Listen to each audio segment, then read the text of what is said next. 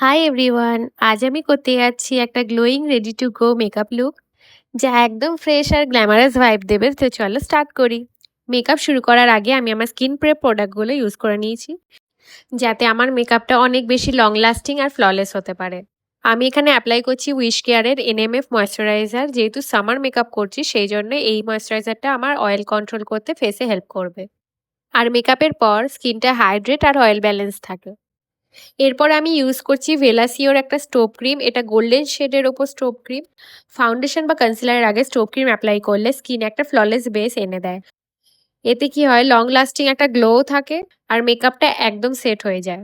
প্রতিদিনের মেকআপ রুটিনে সকালের দিকে যদি তোমরা এরম একটা হালকা বেস পেতে চাও তো তার জন্য তোমরা স্টোভ ক্রিম অবশ্যই ব্যবহার করতে পারো। আর এখানে আমার জ্যাক বসে বসে আমার মেকআপ করা দেখছে। সত্যি বলতে গেলেও আমাকে একদম চোখে হারায়। আমি মেকআপ করি বা ভিডিও শুট করি, যাই করি না কেন দেখতে খুব ভালো লাগে।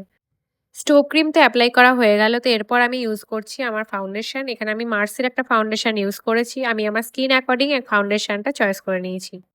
এবার আমি ইউজ করছি সুইস বিউটির একটা কনসিলার। এটাও আমি আমার স্কিন টোন ওয়াইজই ইউজ করছি। তোমরা তোমাদের স্কিন টোন অ্যাকর্ডিংই তোমাদের ফাউন্ডেশন বা কনসিলার ইউজ করবে। ফেসের এই স্পেসিফিক হাইলাইটিং স্পটগুলোতেই আমি কনসিলার ইউজ করে নিচ্ছি। দেন একটা বিউটি ব্লেন্ডার দিয়ে এভাবে ব্লেন্ড করে নেবো।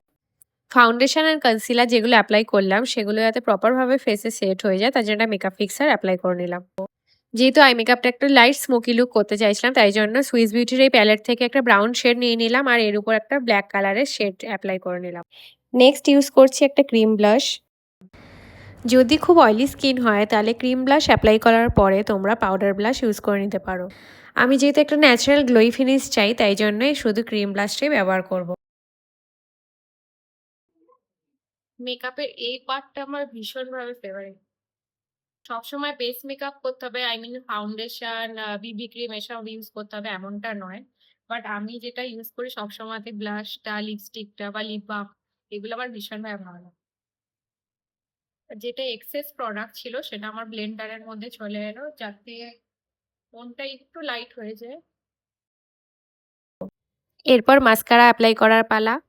মাস্কারা অ্যাপ্লাই করতে করতে মাস্কারা ব্রাশটা আমার চোখে লেগে গেছিলো, তো তার জন্য একটু প্রবলেম হচ্ছিল। জানি না তোমাদের সাথেও কখনো এমন হয়েছে বা হয় কি না।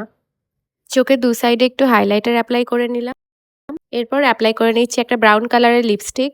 যাই বলো, একটা মেকআপ লুক কিন্তু সুন্দরভাবে ফুটে ওঠে লিপস্টিক অ্যাপ্লাই করার পরেই। আমি এখানে রেনের একটা ম্যাট লিপস্টিক ইউজ করেছি।